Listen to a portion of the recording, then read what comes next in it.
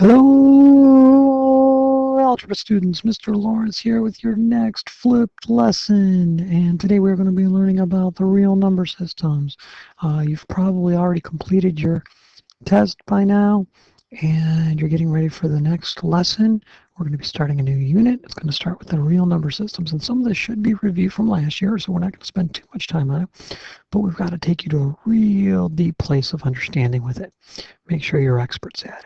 All right, now, why do you suppose we call them the real numbers? Well, they're numbers that literally are real.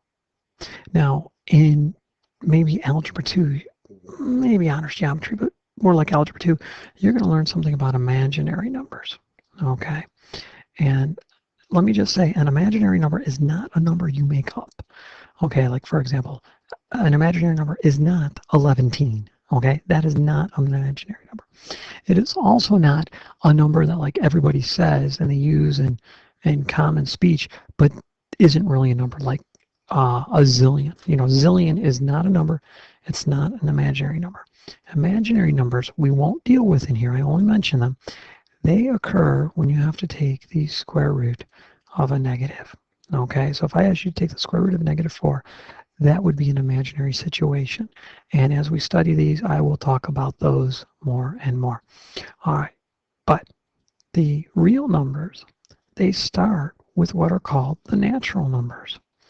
And they call them the natural numbers because they're the numbers that naturally occur.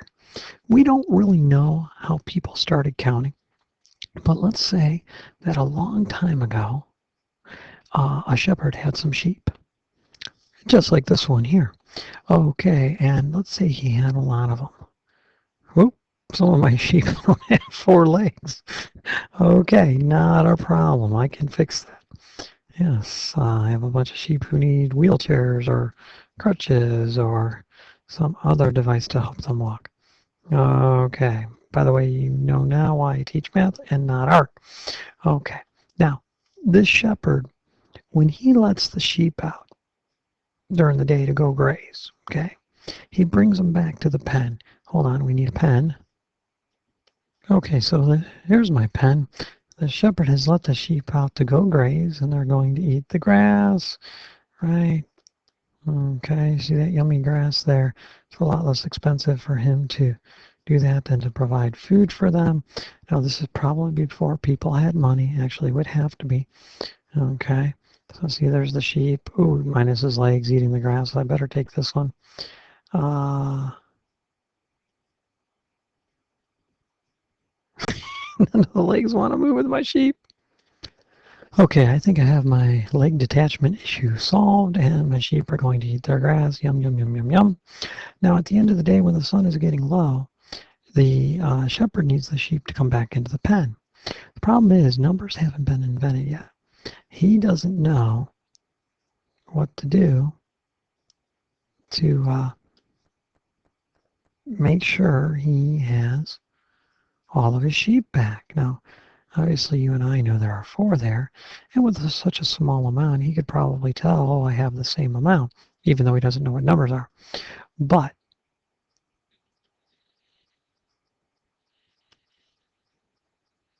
he's probably dealing with more sheep than that. So one night he gets an idea, and he says, you know what, while the sheep are sleeping, I think I'm going to find some stones, and I'm going to creep around, and I'm going to put a stone by each sheep while they're sleeping, okay, because they won't be moving around, etc. Then, once I have put a stone by every single sheep, I'm going to collect those stones. I'll get a little bag, okay, and now I will put the stones in the bag. Well, the morning he lets the sheep out to go graze, okay, and then in the evening comes, the sheep are coming back. Maybe, somebody that works for him is bringing him out, one of his sons. Maybe he's got a sheep dog, something like that. Okay, he has his pile of stones. He takes them out of the bag, And as each sheep comes in to the pen, he puts a stone into the bag. And that way, it's the beginning of counting, okay? Now, a couple of things could happen. One, all the sheep could be back in, yet he has a stone left over. Well, one of his sheep might be missing, might be hurt. It definitely is missing. It could be lost, it could be stolen. He's got to go out and look for that lost sheep. Okay? Now, another thing that could happen is he could have all his sheep back. Think he has all his sheep back. He's used up all the stones, yet there's more sheep coming. Well, he's got to figure out where these extra sheep are coming from. Are they babies? Did a mama sheep have a baby out in the field? That's a good thing because now he has more sheep. Or did somebody else's sheep get mixed in with his? Well, that's a bad thing. He doesn't want to be accused of a thief. He'll have to go return it. This is probably the way that counting started. All right. Now, eventually, what the farmer or the shepherd did, they learned to give each of those rocks a name. And, depending on what language he spoke, that would depend on the name. But we know the names as 1, 2, 3. And then he found out he needed a name for all the rocks. And the number of rocks was only limited by the number of sheep. Well, later on, they realized that those numbers could go on forever. In fact, they do. So the natural numbers start at 1, go to 2, 3, and they go on forever. They're sometimes called the counting numbers. Okay, now some important things are they don't include fractions. What are those letters? And no decimals. And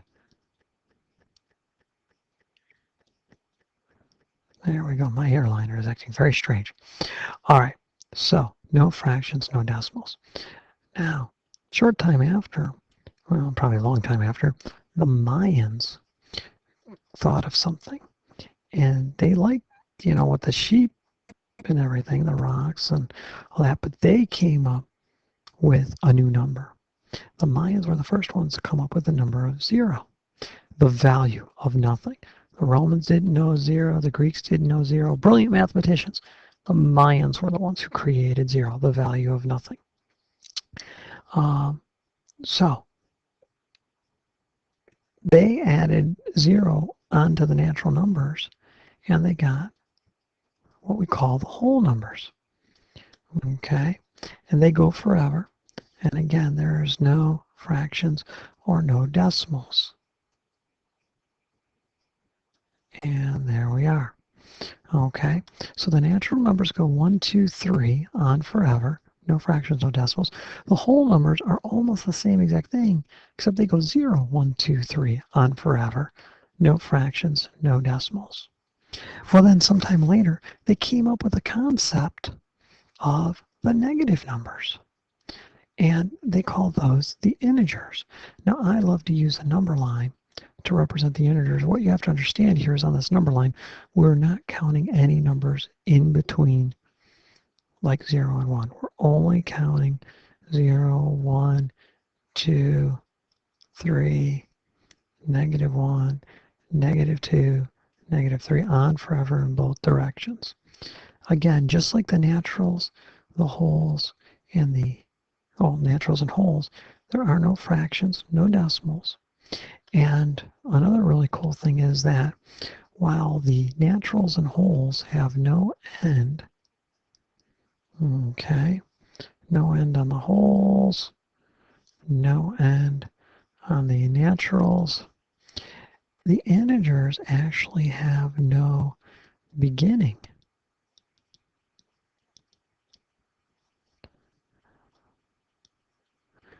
And no end. No beginning, no end. Man, this airliner is acting strange. Okay, so they don't begin because no matter what negative number you name, I can name another one smaller than it. You say -3, I can say -4. You say -4, I can say -5. You say -1000, I can say -1001. All right, so those are your three number systems. Now, some people think about them this way, and this is going to be an important concept.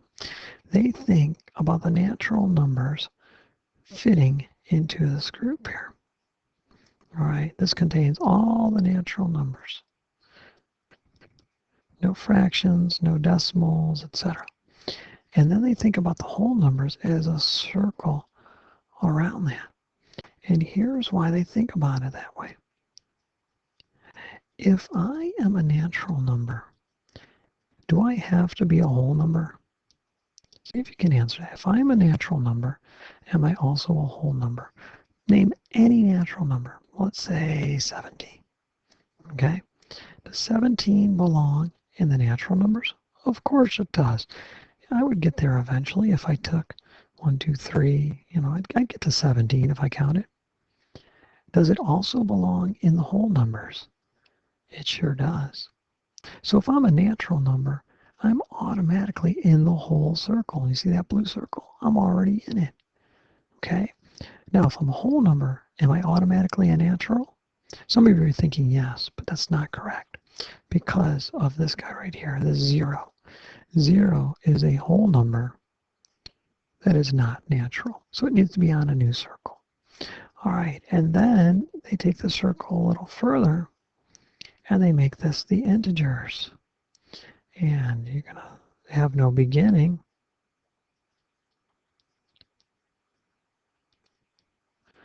And no end. All right. And you see, if I'm natural, like 17, then I'm also an integer. Okay? If I'm a whole number like 0, well, then I'm also an integer. Okay, so that's your introduction to real number systems. I'm going to wrap the video up. We're going to play a game in class tomorrow. Hopefully I'll build a better understanding of it. All right, Mr. Lawrence signing off. Good night, everybody.